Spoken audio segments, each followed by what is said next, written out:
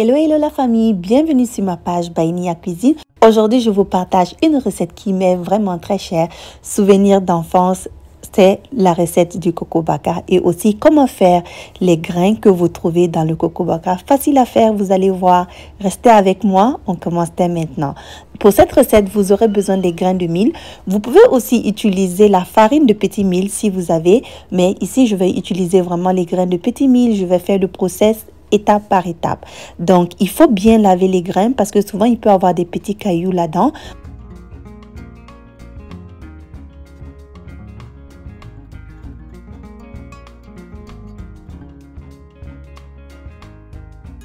La prochaine étape, ça va être d'écraser le petit mil avec les ingrédients. Donc, si vous n'avez pas de blender, vous pouvez aussi piler ce petit mil-là pour avoir la pâte, la consistance qu'on souhaite. Donc, voilà, je vais mettre un peu du petit mil dans le blender et je vais ajouter le gingembre, le poivre africain, le clou de girofle et du piment. Donc, le piment, ça va être dépendamment de comment est-ce que vous voulez que votre bouillie soit pimentée. Donc, n'oubliez pas que le gingembre aussi est épicé. Donc, on ajoute tout ça, on met un peu d'eau et on écrase. Écrasez vraiment le plus finement possible que vous pouvez avoir.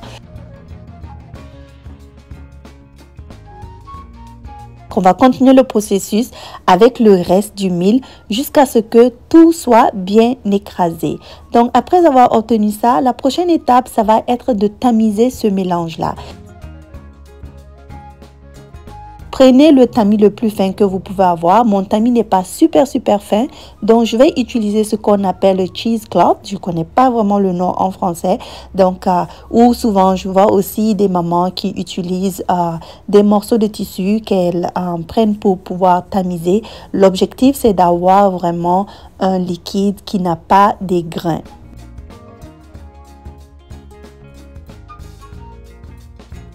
N'oubliez pas de liker, commenter et de partager la recette avec quelqu'un qui en aura besoin. C'est ça qui fait qu'on avance. Merci. Ce que vous pouvez faire aussi, le résidu, vous pouvez encore l'écraser et ajouter un peu d'eau et puis encore le tamiser. Donc, c'est ce que j'ai fait ici. J'ai écrasé encore le résidu avec de l'eau et puis je l'ai bien tamisé.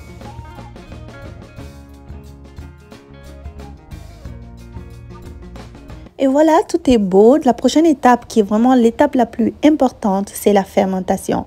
Donc, ce liquide, vous allez le mettre dans un récipient qui se ferme vraiment hermétiquement. Et puis, vous allez le laisser reposer pendant 24 heures à la température ambiante. Donc, ne mettez pas ça au frigo. Vous laissez seulement peut-être dans votre cuisine, quelque part dans la maison. Cela va permettre au liquide de fermenter. Donc moi, spécialement, ce que j'ai fait, c'est que j'ai fait ça dans la journée. J'ai laissé reposer toute la nuit.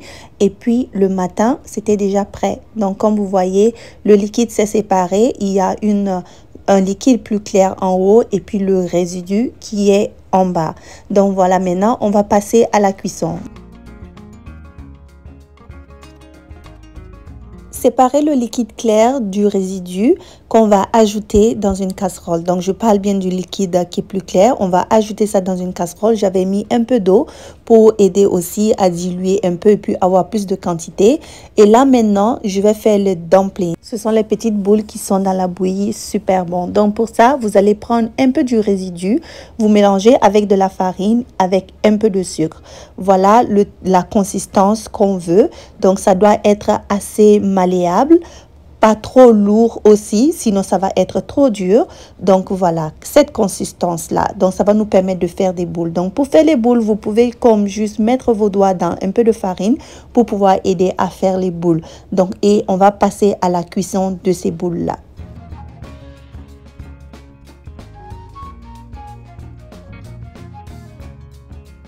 Vous allez alors les faire cuire dans le liquide. Vous savez, le liquide clair qu'on avait commencé à faire bouillir.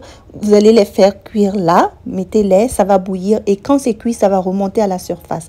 Dès que ça remonte à la surface, enlevez ça. Et puis, on va maintenant passer à la cuisson de la bouillie proprement dite. Ce qui est un processus assez rapide. Donc, voilà. Voilà la texture des dumplings. Et c'est super bon. En tout cas, je vais goûter un maintenant. Voilà, donc pour la bouillie, mélangez le reste du résidu et puis rajouter à cette eau. Je fais sortir ça du feu pour que ça ne brûle pas tout de suite. Donc, mélangez, ajoutez et puis mélangez. Et puis, remettez à un feu très doux. Mettez à un feu très doux et puis vous mélangez pour que ça ne fasse pas des grumeaux. Et puis voilà, la bouillie est prête. Maintenant, vous pouvez juste ajouter du sucre, les grumeaux qu'on a fait. Et puis, la bouillie est prête à être consommée et c'est super, super, super bon. Vous allez vraiment aimer ça.